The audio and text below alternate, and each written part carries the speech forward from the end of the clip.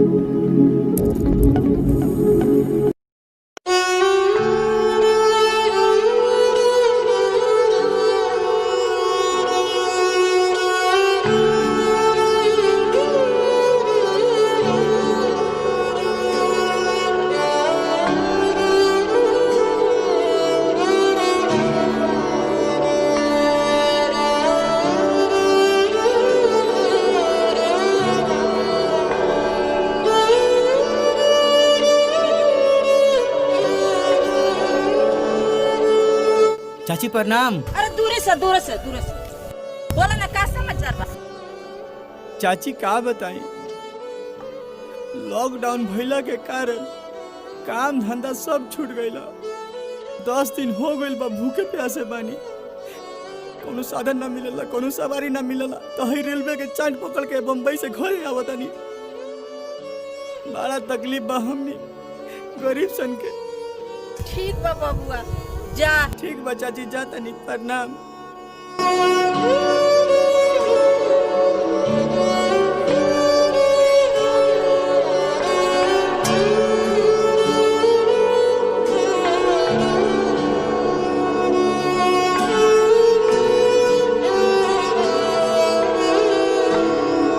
अरे अरे है क्या अपना गांव में होता हो?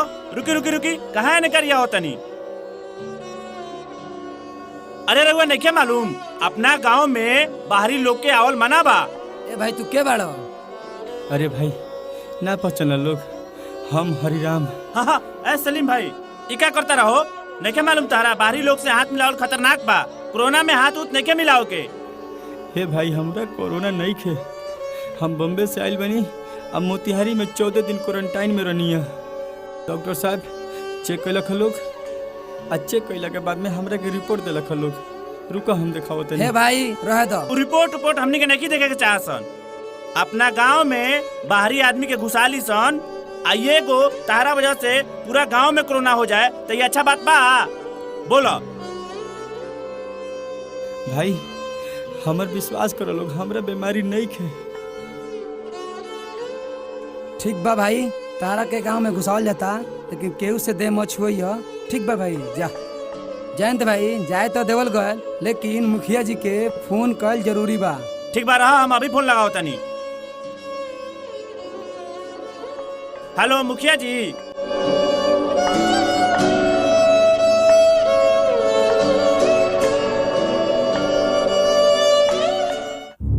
मुखिया जी प्रणाम।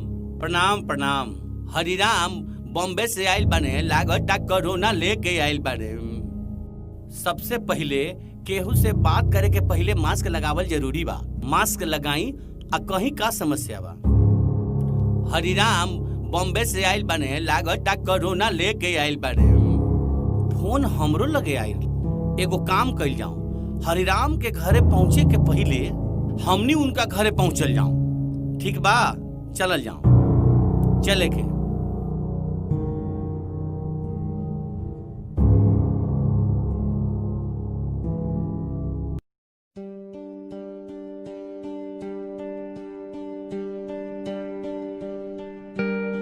अरे मुखिया जी और सारा गांव के लोग हमरा दुआरी पर आइल बा। का बात बा? चल, का बात बा मुखिया जी? देखा हरिराम, तू बॉम्बे से आइल बा। अब बॉम्बे में सबसे ज्यादा कोरोना फैलल बा। हमने ई चाहतनी कि गांव में कोरोना ना फैलो। लेकिन मुखिया जी हमरे बीमारी नहीं खे। हम बॉम्बे से भूखे प्यासे चल के अपना मोतिहारी आईनी है। मोतिहारी अला के बाद में 14 दिन हम क्वारंटाइनो में रहनी है। डॉक्टर साहब चेक कैलक हलो, हमर रिपोर्ट निगेटिव आइल। हमरा के डॉक्टर साहब कहनी कि तू घरे जा सकता रहा। है देखी हमर हेदे रिपोर्ट बा। देखा हरिराम, तोहार रिपोर्ट देखला के कोनो जरूरत नहीं है। देखा ये बीमारी छुआछूत के है। अब बॉम्बे में सबसे ज्यादा बा। हमनी नहीं चाहत कि शहर के बीमारी गांव में आवे। ई कैसन अन्याय बा मुखिया जी। हम उतना दूर से ई महामारी में भूखे प्यासे चल के अपना बाल बच्चा के लगे आइल बनी। और देखी हमार लड़का कैसे रो रहल बा। देखा हरिराम, ए गांव के कुछ नियम बा। आई नियम तोहरा माना ही के पड़ी। उतना दूर से चल के आइल बनी, कम से कम अपना बच्चा के गले लगाओ दी मुखिया जी। ना तो देखिए मुखिया जी, हमरा बाल बच्चा के हाय लग जाइए अपने के। अरे हाय लगे चाहे कुछो होखे, हमनी सब बात ना माने तोहार।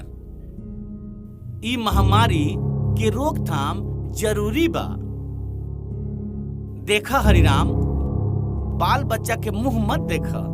बाल बच्चा के मुंह माया कैला से आज तोहरा चलते एकनियों के कुछ हो सकता। ऐसे हम तोहरा के समझावत तनी कि तोहरा जे बा अपना घर में होम क्वारंटाइन में रहे के पड़ी। बाल बच्चा से अलग रहे के पड़ी। एगो रूम में तू रहिया, तोहरा दिन रात वही में समय बितावे के पड़ी। ई सब केहू ला नियम बा। ए बबलू, तारा चलते हे गांव में कोरोना फैली, एकर जिम्मेवारी के ली? देखा हरिराम भाई, यहाँ केहू तोहर दुश्मन नहीं खे। सब कोई तोहर हित बा। जे मुखिया जी कहतनी वो बात तारा समझे के पड़ी। हाँ। बात तारा माने के पड़ी। तब चलो जाओ, बात समझ गई हनु। तोहरा अपना बाल बच्चा से दूरी बना के रहे के पड़ी।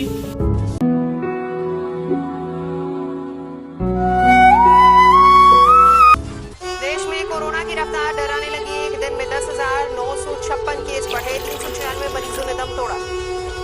देश में कोरोना मरीजों का आंकड़ा बढ़कर 2,97,000 बैठा ना कम से कम। ई का कहतनी, एकरा गांव भर के लोग देख ली तो हमनी के जेल मुश्किल कर दी। अरे गांव वाला लोग तो अनजान बड़े, वो लोग नईखन समझत। कम से कम तू तो पत्नी बारू, तू तो कम से कम समझा। हम केंगे समझी? एबरा मुखिया जी मना कइले बानी रउआ लगे बैठे से, तो हम रउआ लगे केगा बैठी? मुखिया जी मना कइले बानी। कोरोना के बढ़ते केस के बीच प्रधानमंत्री मोदी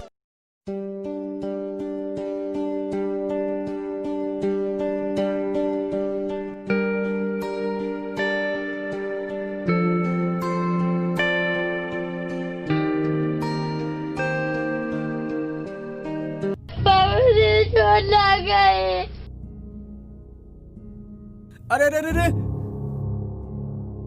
ओए हरिराम भाई, ई क्या करता रहो? तारा नहीं क्या मालूम तारा छूला से ओकरा बीमारी हो सकता। तारा के जब मुखिया जी समझाइले बानी कि केहू से मिले के नहीं के, केहू से बतियाए के नहीं के, तो तू घर से निकल के बाहर यहाँ काम करता रह। तू काहे छुआ तारा ओकरा के? बताओ तो तनी सलीम भाई, ऐसन इंसान के। देखा हरिराम भाई, ई जौन रोक टाक करतनी सन तोहरे भलाई ला करतनी सन। जौन मुखिया जी कह गइल हन उहे पालन कर। चलो सलीम भाई चलो।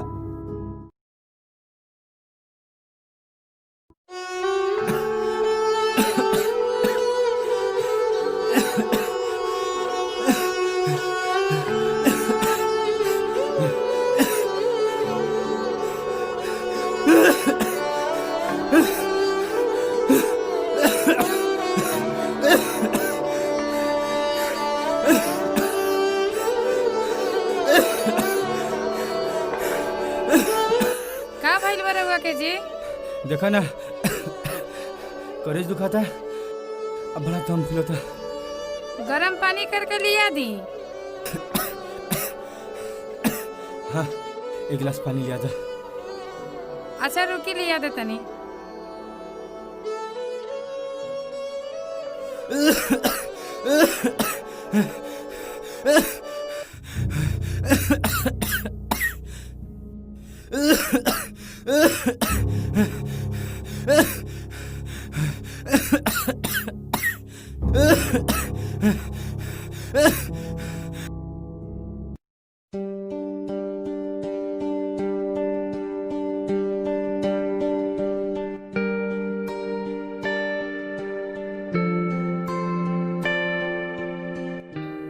प्रणाम मुखिया जी। प्रणाम, कहनी प्रणाम।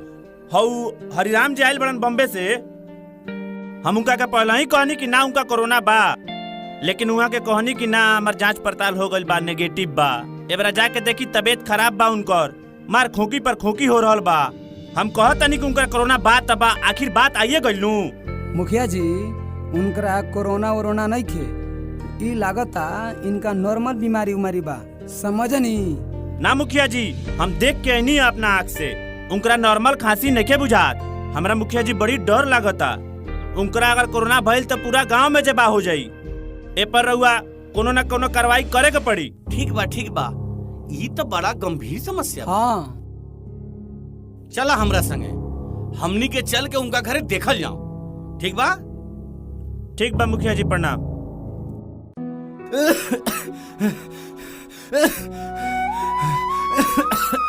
देखी मुखिया जी, रउआ तो 2 दिन के टाइम देले रहनी है।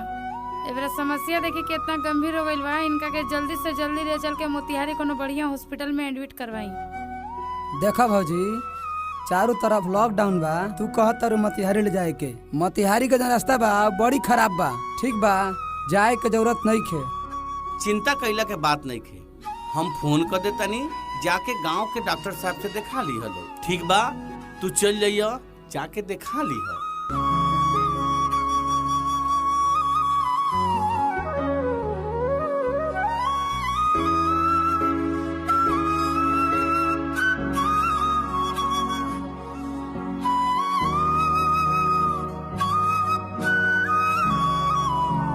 डॉक्टर साहब प्रणाम।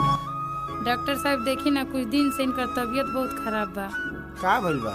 सर्दी, खांसी, जुखाम, बुखार उतरते नहीं के, बहुत ढेर दिन से इनका तबीयत खराब बा। ठीक बा, चलो देख ले तानी। कंपाउंडर साहब और दी तो टेम्परेचर चेक करे वाला। अच्छा चलो, टेम्परेचर तो ठीक बा, चलो अंदर चलो।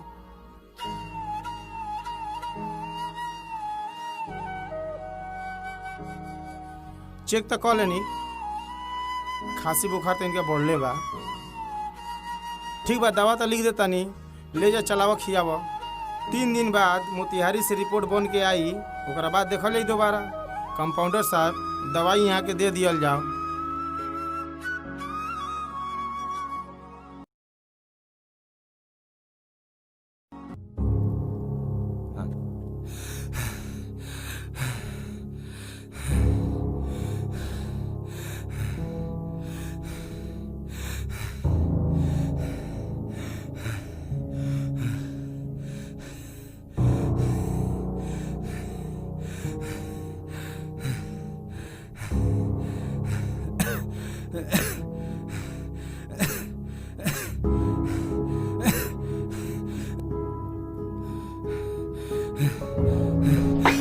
जी का भइल जी? रुको रुको, मुखिया जी का माना पहले बार कोरोना पड़ जाए। इधर देखो, संयम बरतलो, इनका लगे गैला के कोनो जरूरत नहीं है। गाड़ी आवते हुई। ठीक बा, चली चली तो हम देखा तनी गाड़ी अभी ले काहे ना आए।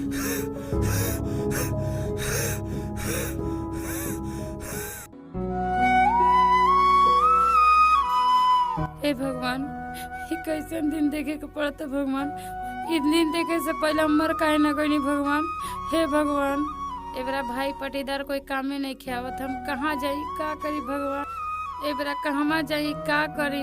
एबरा गांव समाज केहू हमरा नहीं खे साथ देत, केहू नहीं खे कामे आवत। हे भगवान, हम कहाँ जाई, का करी।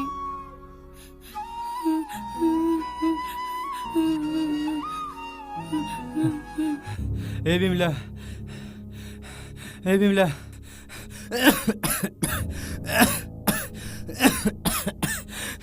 ए बिमला, अरे अरे ई गाँव वाला लोग के मती मारा गइल बा। तू रोवा मत।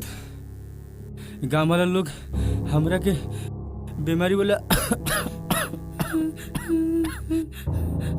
समझता रे, लेकिन तू तो विश्वास कर। हे बिमला, अरे ये लोग तो निर्दयी बड़े हो, ये लोग केहू साथ ना दी, केहू साथ ना दी।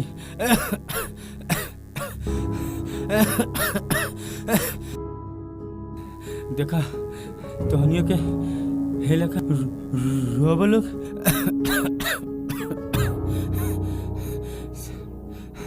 इतना तोहनी अगर रोबो लोग तो हम बीमारी से पहले मर जाए।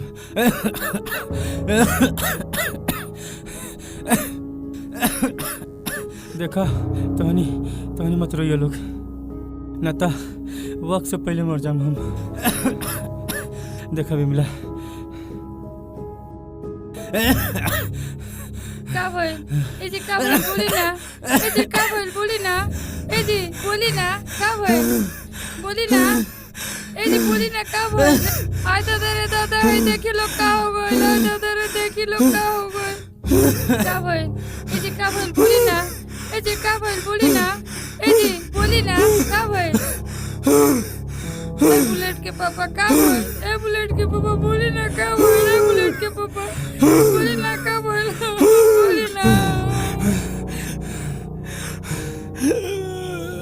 ए जी का भइल, ए जी बोली ना का भइल, ए जी बोली ना का भइल, बोली ना ए बोली ना का भइल, ए जी बोली ना का भइल, बोली ना ए बोली ना का भइल।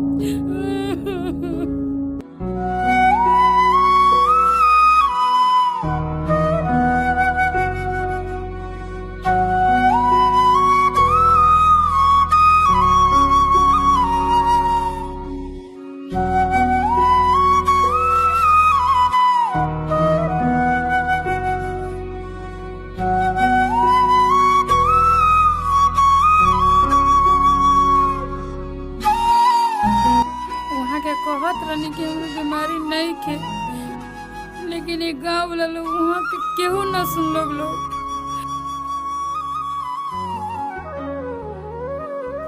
देखा बिमला, जोन होखे वाला रहेला वो होके रहेला। हरिराम के रिपोर्ट आइल है, उनका रिपोर्ट नेगेटिव बा कि उनका कोरोना ना रहलक। ई बात गांव के सबे कोई के बता देवे के चाहता। सब लोग रउआ लोग सुन ली कि हरिराम के कोरोना ना रहलक। हमनी से गलती भइल बा। ये गलती ना, अपराध भइल बा, अपराध हमनी पर अन्याय भइल बा, अन्याय भइल बा हमनी पर। आज रउआ लोगन के कारण हमार मालिक मर गइलन। रउआ चलते मेरा मालिक हमार मर गइलन। हमनी के कहाँ जाई सन के, हमनी के सहारा बा कहाँ जाई सन, हमनी के हमार बाल बच्चा कहाँ जाई के, हमनी के सहारा बा। तू घबरा मत बिमला, तोरा संगे पूरा गांव समाज बा। तू घबरा मत बिमला। बस करी मुखिया जी, बस करी, छोड़ दी हमनी के अपना हाल में। हम नहीं के चाहत कि हमरा खनिया और कोनो के घर परिवार उजड़ो। हमनी के अपना हाल पर छोड़ दी। जाए लोग यहाँ से, रो लोग जाए लोग यहाँ से, जाए लोग यहाँ से, चल जाए रो लोग, जाए लोग यहाँ से, जल्दी जाए लोग यहाँ से, रो लोग। चली लोगिन, चली लोगिन।